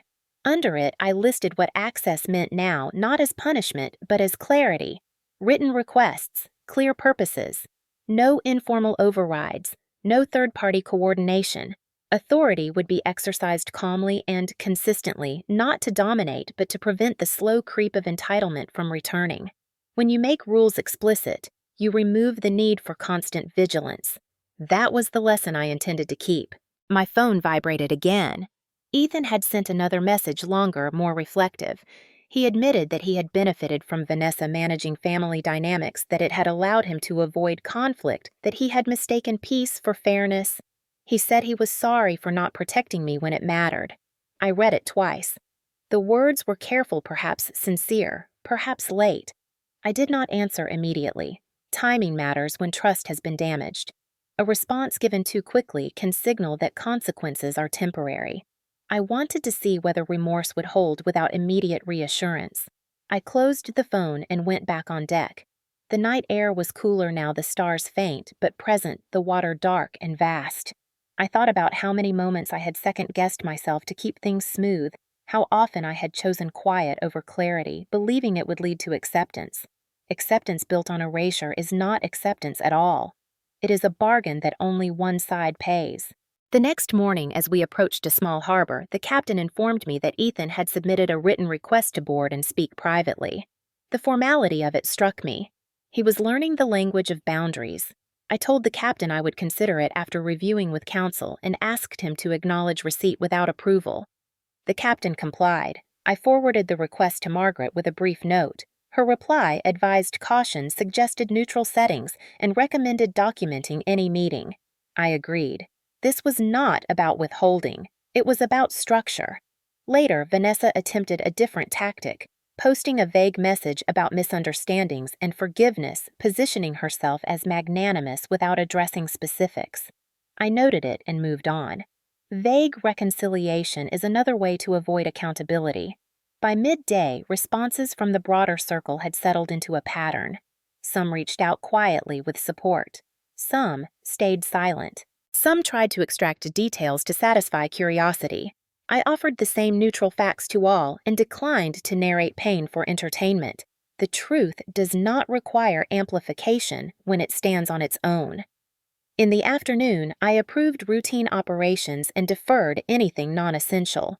Running the yacht felt like running my company had years ago. Calm decisions, clear records, no drama. Systems thrive when emotion does not interfere. As evening approached, I drafted a message to Ethan that balanced acknowledgement with expectation. I told him I had read his message. I told him repair would require sustained change, not a single conversation. I told him I was open to meeting in a structured setting with counsel present, and that until then, communication would remain limited and documented. I did not ask for agreement. I stated terms. When I sent it, I felt a quiet finality. This was not an ultimatum. It was a boundary that reflected reality. After dinner, I stood at the rail again, watching lights along the shore, blink on each one, a marker of someone else's evening, someone else's story. Mine felt steadier now. Less reactive, more intentional. Consequences were still unfolding, but they were unfolding on ground I had reclaimed. I was not trying to teach anyone a lesson. I was teaching myself a different way to live, one where clarity replaces accommodation and ownership is exercised without apology. The water carried us onward, and for the first time since this began, the future did not feel like something to brace for. It felt like something to choose. By the third morning, the noise had thinned to signal, and signal had become direction. I woke early, not from anxiety, but from habit, the kind built during years when progress depended on showing up before anyone else noticed. I made coffee, reviewed overnight updates, and approved routine requests with the same calm efficiency I brought to board meetings. What surprised me was how quickly order replaced chaos once expectations were explicit. People adjusted. Systems held. The drama others predicted never arrived because it had nothing left to feed on. Late morning, Margaret called to confirm the marina had logged my authority without objection and that the brokerage review was proceeding as expected. No emergency motions, no counters, just process. She reminded me that consistency would matter more than intensity now that credibility is built by doing the same reasonable thing every time. I thanked her and hung up, feeling the quiet satisfaction of alignment. Shortly after, Ethan sent a final message for the day. He acknowledged my terms and asked to schedule a meeting the following week with counsel present. The phrasing was careful, respectful, different. I replied that we could coordinate through attorneys and that I would consider dates once schedules aligned. The exchange was brief, factual, and telling. Boundaries had changed the language. In the afternoon, I walked the deck and noticed how the crew moved with confidence, how requests came through channels instead of whispers. Authority had normalized. That was the difference between power claimed and power exercised. I thought about Vanessa then, about the posts that had gone quiet, the sudden absence of curated statements. When narrative control fails, silence often follows. I did not gloat. I did not speculate. I documented. I had learned that attention is a resource best spent where it compounds. As the day warmed, I reviewed the manifest again and approved a revised seating arrangement for dinner, one that removed hierarchy and emphasized practicality. No head table, no signals, just space. The change was subtle, but its effect was immediate. Conversation flowed without performance. Laughter sounded unforced. It was a reminder that many conflicts persist not because people crave dominance, but because they follow scripts they never chose. Remove the script and the room changes. In the evening, I received a message from a young relative asking for advice about starting a business. The question was tentative, sincere, unburdened by family politics. I agreed to talk another time and felt a quiet sense of continuity that had nothing to do with blood. Legacy, I realized, is built when competence is shared, not hoarded. After dinner, I returned to the rail as the sun fell, writing a short note in my notebook beneath the heading I had started days earlier: Maintain structure. Document decisions. Keep access formal. Measure progress by behavior, not words. It was not a manifesto. It was maintenance. The work of keeping a life intact is often unglamorous, but it is steady. As night settled, the water darkened to a reflective calm, and I allowed myself a moment to feel the full arc of what had shifted. Not the spectacle at the dock, not the messages, not the posts, but the internal recalibration that followed. I had stopped negotiating my reality. I had stopped translating disrespect into misunderstanding. The result was not isolation. It was clarity. Before turning in, I sent a brief update to Margaret confirming availability for the following week and thanking her for her counsel. I powered down my phone and let the cabin quiet envelop me. There would be more conversations ahead, more choices to make, but they would be made on terms I had set and could sustain. The engines hummed steady and reliable, and I slept with the ease that comes when boundaries are no longer theoretical. They are lived, enforced, and ordinary. The meeting took place the following week in a neutral conference room overlooking a stretch of water that felt deliberately chosen, calm enough to discourage theatrics, public enough to enforce restraint.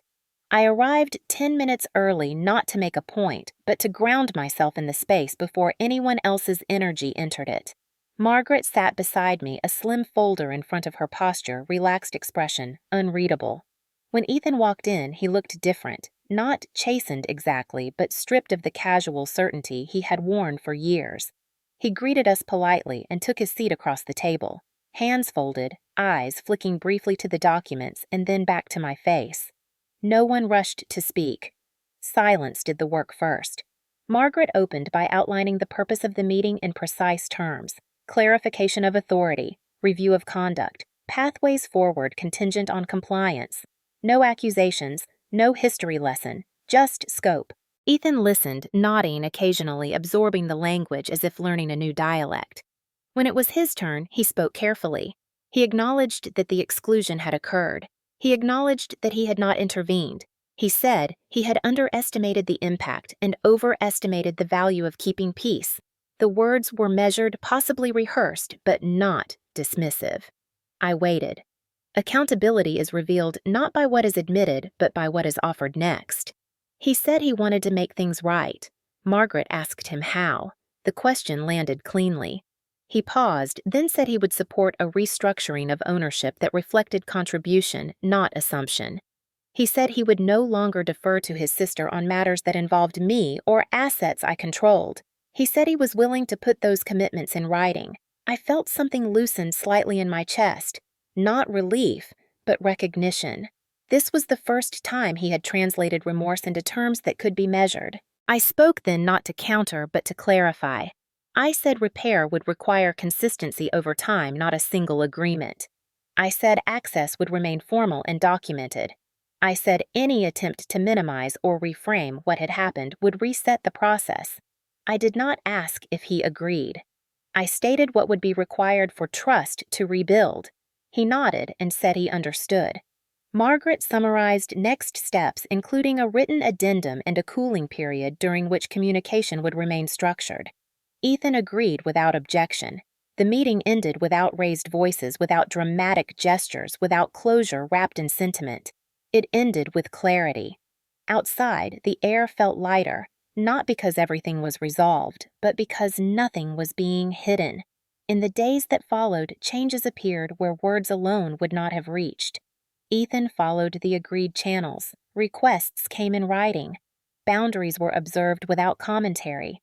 When his family attempted to draw him into side conversations, he redirected them to the documented process. Vanessa went quiet, not conciliatory, not combative, just absent. That absence spoke volumes. Control, once challenged, often retreats before it reforms. I did not pursue an apology from her. I did not need it. The system no longer rewarded her tactics. Weeks passed, and the absence of crisis became its own confirmation. Work resumed its familiar rhythm. Decisions were made, logged, reviewed. The yacht operated smoothly under clear authority. At home, conversations with Ethan were cautious but respectful, stripped of the old shorthand that had concealed avoidance. We spoke less but said more. One evening, as we sat across from each other at the kitchen table, he admitted that he had mistaken loyalty for silence, and that silence had cost him credibility. I listened without interrupting. Repair, I had learned, is not something you rush toward.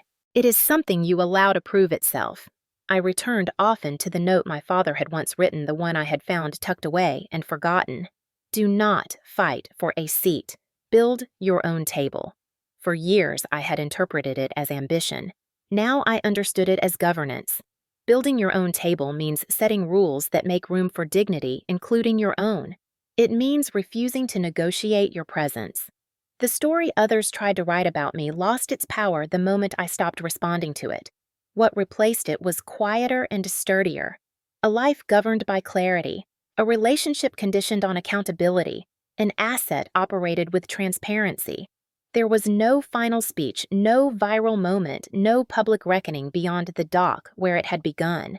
There was simply a shift sustained and unremarkable, like a course correction that keeps a vessel steady long after the storm has passed. And in that steadiness, I found something I had not been seeking but deeply needed. Peace that did not depend on anyone else's approval. Time did what time does best when clarity replaces chaos. It normalized what once felt impossible. The weeks after the meeting did not bring fireworks or sweeping declarations, but they did bring consistency. And consistency has a quiet authority of its own. The addendum Margaret drafted was executed without delay, precise in language and narrow in scope, restoring sole operational control to me and formalizing boundaries that had once existed only in my head. Ethan signed without protest. The act itself mattered less than the absence of resistance. It signaled acceptance of a new reality rather than performance of remorse. At home, the shift was subtle but unmistakable. There were no more assumptions disguised as jokes, no more deflections when topics turned uncomfortable. When family matters arose, Ethan asked instead of informing.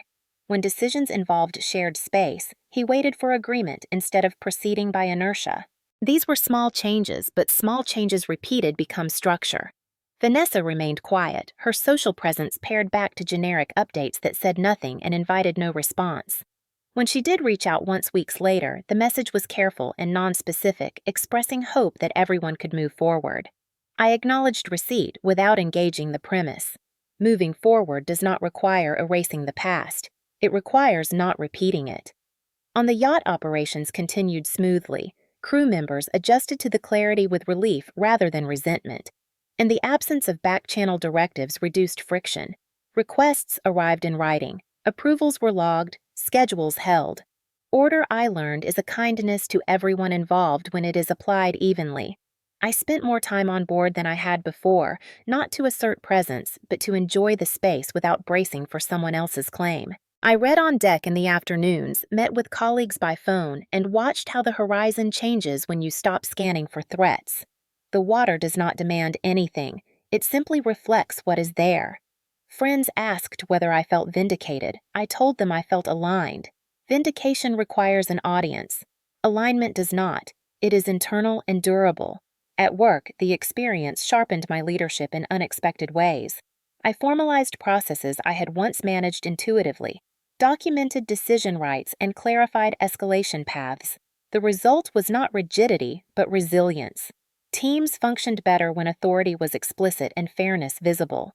I thought often about how easily competence is overshadowed when it is quiet, how quickly narratives fill the gaps left by restraint. That awareness made me more deliberate, not louder. One evening, as I organized the drawer where I kept documents and notes, I found the early timeline I had created during those first sleepless nights. Dates, times, words. It read like a different life. I did not destroy it. I archived it labeled clearly and stored it where it belonged. Not as a grievance, but as a record. Records are not for reliving. They are for remembering accurately. Ethan and I continued to rebuild cautiously. Counseling sessions focused less on feelings and more on patterns, on how avoidance masquerades as peace, and how loyalty becomes harmful when it shields harm. He listened more than he spoke, and when he spoke, he did so with specificity. Progress was uneven but real. Trust, I learned, returns in increments that can be measured only over time. I did not rush it. I did not need to. The urgency had passed. The structure remained. On a quiet morning, I stood at the rail again, coffee warming my hands, and thought about the woman I had been at the start of this story, negotiating her presence, translating exclusion into misunderstanding, believing silence was generosity. She had done the best she could with the information she had. I did not judge her.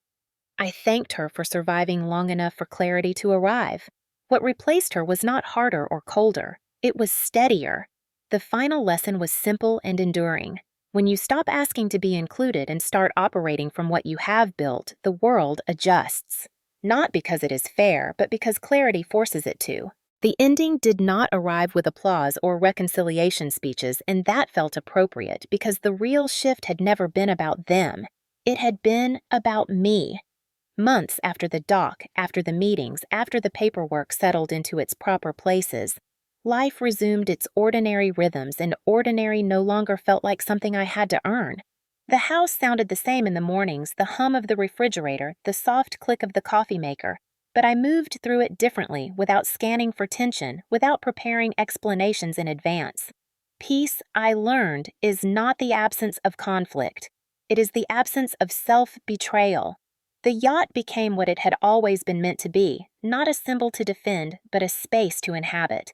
Friends visited without hierarchy. Conversations unfolded without choreography. Laughter rose naturally, unperformed, unrecorded. No one announced legacy. It simply existed in the way people treated one another when rules were clear and respect was assumed. That quiet transformation mattered more than any public correction ever could have. Ethan and I continued the slow work of rebuilding, not with promises, but with habits. He learned to pause where he once deferred. He learned to speak when silence had been his shield. I learned that forgiveness is not an event, but a process that follows accountability, not precedes it. We were not the same couple we had been before, and that was not a loss. It was an upgrade in honesty, even when honesty felt uncomfortable. Vanessa remained at a distance, and that distance was no longer a wound. It was a boundary doing its job. Not everyone needs access. Not everyone deserves proximity. I stopped measuring progress by whether she acknowledged me and started measuring it by whether her behavior could affect me. It could not. That was the clearest metric of all. One afternoon, I received a message from a young woman I barely knew, someone who had seen part of the situation unfold and reached out quietly. She wrote that watching me hold my ground without shouting had changed how she thought about power, that she had always believed strength had to be loud. I replied simply telling her that strength is often procedural, unglamorous, and deeply effective.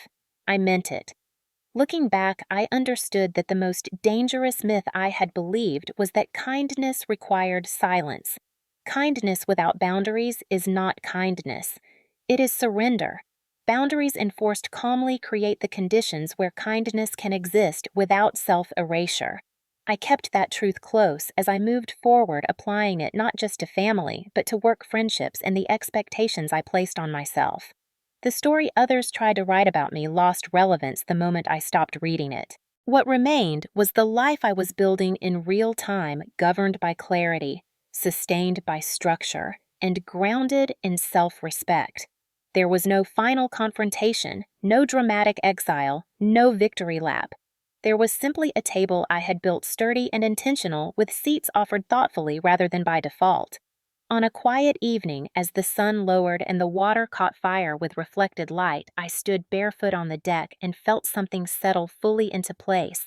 I was no longer reacting to what had been taken from me. I was living from what I had claimed. Ownership, I realized, is not about control over others. It is about responsibility to yourself. And once you accept that responsibility, the world adjusts, not because it wants to, but because it has to.